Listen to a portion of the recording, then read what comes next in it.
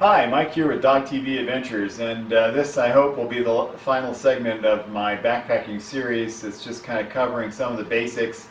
If I realize that I left off something important, which there's so much to decades of backpacking that I can't really remember all the things that I consider subconsciously when I'm doing a trip anymore, because it's second nature for me. So if I think of something that should have been in this series, I can always add another one, but hopefully this will be the last one. What I want to cover now is some things that relate to safety and actually the things that you're doing on your trip. And so one of the things that I wanted to really impress upon you, especially as a new backpacker, is know your route. There is absolutely no excuse for following a leader, okay? I'm the experienced backpacker and you've never gone backpacking before and you want to go with Mike on a backpacking trip. And so Mike has planned out the route, Mike knows where he's going, Mike. What happens if something happens to Mike, right? So I slip, fall over a cliff, I'm dead, now what are you going to do? So it is your responsibility to know your route. So if you don't know where you are and what route that you're taking and so forth, what are you going to do? You can't scream for help like a liberal saying, hey, please help me, please help me. There's nobody out there, okay? You got to take care of yourself. Think about that. And so you got to know your route. So when you get together for a backpacking trip and you got a team or a trip leader like me who is going to do the preliminary work, you want to sit down with them and you want to go over the map and look at what the route is, where you're starting, where you're coming out, where you're going to be camping, why are you camping at those locations, and so forth. A little bit of information about the route, where you're going to be crossing rivers and things like that. Be familiar with it, because if you get separated for some unknown reason, something happens to the leader, and he's not there to help you anymore, you need to know those things, not just him. And it's very easy when you're out backpacking and you're with somebody who's very familiar with the area or is taking you in, is to stop paying attention and just follow the guy's boots and he's going in and all right, and you're not paying attention to anything around you. You can't do that. So if something happens to that guy, you're not paying attention. Which fork did he take? Did he turn right? Did he turn left? You don't remember. Another really critical thing that newbie backpackers and outdoor people don't do is they don't look back. When you're going this way down a trail or through a canyon, it looks one way. When you turn around and go the other way, it looks completely different.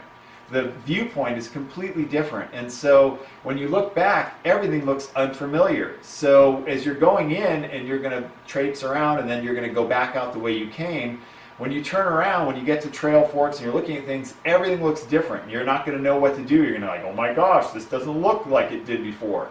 So when you're walking in, every so often, turn around and look behind you. Look at what it looks like behind you as you're going in. That way when you're going back out, it'll be like, yeah, I remember this stream, I remember that mountain, I remember what this looks like, because you looked back. So it's critical to be aware of your surroundings, even if you're with an experienced lead. So there's no excuse for relying on somebody else, just like there's no excuse for relying on 911, the fire department, or other liberal services, because you just are too lazy to do it yourself. Get off your ass and pay attention. You're responsible for you, nobody else. And then the buddy system, which I mentioned earlier, is critically important. Try and stay together. The best way not to end up losing somebody is not to have that person wander off by themselves to begin with. Now, it happens on trips where people do different things. But when you leave camp, say something. Hey, I'm going to go down to the creek and do whatever. And so, I'm not your nanny and I don't have to go down there and fiddle with you while you're going down to the creek and getting some water or whatever, but at least I know which direction you went. So if you don't come back, I know which way to go and that kind of thing. And so you're doing it as a courtesy to the person you're leaving behind, because if you screw up and have a problem out there, they're going to be the one busting their butt trying to find you. And you need to make it as easy as possible. So, kind of let them know, hey, I'm going to walk off from camp this direction, check such and such out, I'll be gone 5-10 minutes, I'm turning back and I'll be back. So that's the thing that you're going to do if you're going to separate. Don't just wander off and then the guy gets back from taking a whiz and he's thinking, hey, where's Jim? So don't do that kind of thing. It's a buddy system. Make sure you communicate what you're doing.